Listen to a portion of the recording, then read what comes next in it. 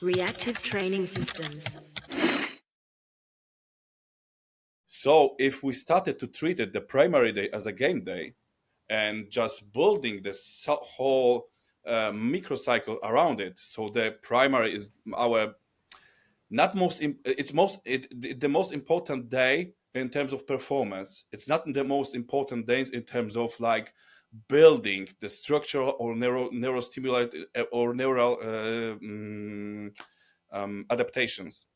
So let's say in terms of performance, the primary day is the most important. In terms of building our athlete, the secondary day would, in my opinion, would be the most important. The secondary day in our system is more like some SDE work, some special development exercise like bottom paused squat, like bottom paused deadlift, etc., that I like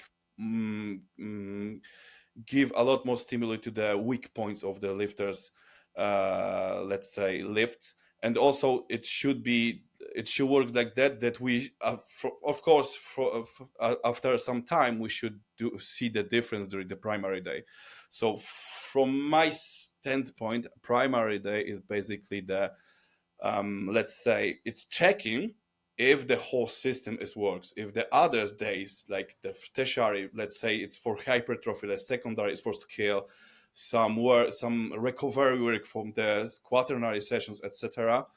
If they are work, and the primary day give us the opportunity to see if the strategy is works. If the the thing as a microcycle structure, the volumes, the frequencies, the interference between sessions are properly constructed.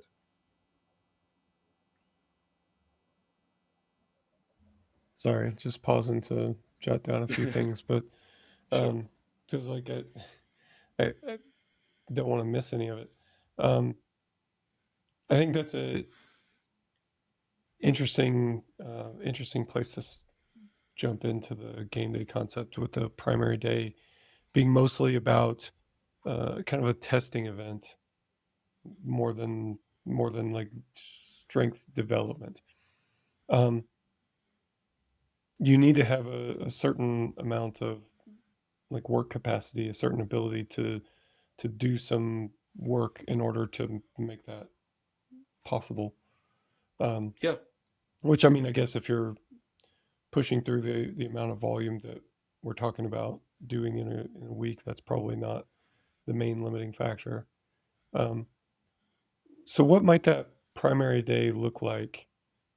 So obviously that'll be like your heaviest squat, bench, and deadlift in the competition exercise. Yeah. Will that usually include like back off volume as well, or do you save that for the most part for other days? Actually, it depends on the lifter. Depends on how many days we can divide on the volume. It's the most important thing. Sometimes yes, sometimes we do some back offsets and does some pretty normal submaximal work to ensure that the volume and the stimuli is on point. It also kind of differs from the lift to lift. For example, my greatest example, of course, is Agata, and now we are like having some stimuli, some back offsets for the primary squat, but from the primary deadlift, we for like year and a half did only some ascending sets, nothing more. So she ends with the, let's say, with the main set, and it was all. But we kind of talk with each other 2 days ago, and she got some cluster sets as a back of sets, some free singles of the back of sets. So we changed our setup of the deadlift. But yeah. In most cases, I believe that the primary day might be and even should be stimuli in terms of like building. So we should do some back of sets, especially when the frequency is lower. Let's say 4 SBDs, even 3 SBDs. I think if lifter is able to only hit 3 SBDs, it's really important to do it. So yeah. Yeah, that makes sense. And I think that it would be easy to have like the squat back off work interfere with the deadlift performance. And I think like when Yes. I've programmed like SBD days in general, that is a concern, you know. So something to, one way I've worked around that has been to uh, limit the amount of squat volume work that I'm doing on those primary SBDs. And I mean, deadlift, by the time you get to the deadlift back offs, it seems to be easier to for it to host more of the volume, you know. But yeah, that's just a strategy that I've used for it in the past. But, okay, Yeah. so that being the primary day, Yes. and then you mentioned that the secondary day is kind of a primary development stimulus, like the secondary day being the day that contains like the biggest stimulus for strength building. Is that correct? Yes, I strongly believe that it is in that term, and also due to the fact that for primary day I use all year along competition lifts without any changes. Sorry, like some special development exercise. Sometimes for some lifters that also are not able to hit like more than 3 SBDs. Sometimes I do something like for the back of sets we will do some special development exercise, like let's stick with the bottom posit squats. But mainly for all my lifters, I stay with the competition lifts. For the secondary, for secondary sessions, it's like competition lifts are not present there for all year long. like secondary is always special development exercise. They change like from block to block, from microcycle to microcycle, depends what output we have, what's changed in the lifter's performance, especially in technique and weak points. But yeah, mostly it is like some things, even with the changing of ROM, like deficit deadlifts, like pin squats, something like that. So yeah, it's mostly like pointed to change the to let's rephrase it, to make sure that the skill of the athlete is better, is improving. And by skill I mean like the inter and intramuscular coordination and also structural development of the lift, because sometimes we can observe that the athlete is kind of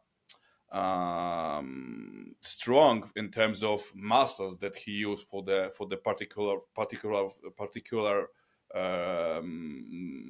of the lift, but he is not well coordinated to it. So the skill work, like doing something heavier, but for the couple of singles, I think is more beneficial than do like let's say normal stuff. That's like four uh, sets of four for the main set and some back of sets for like 4 or 6 reps, couple of sets.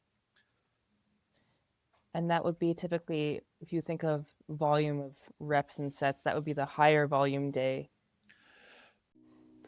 Hey, let me tell you something that I know about you. Your lifting is important to you. It's probably one of your biggest priorities.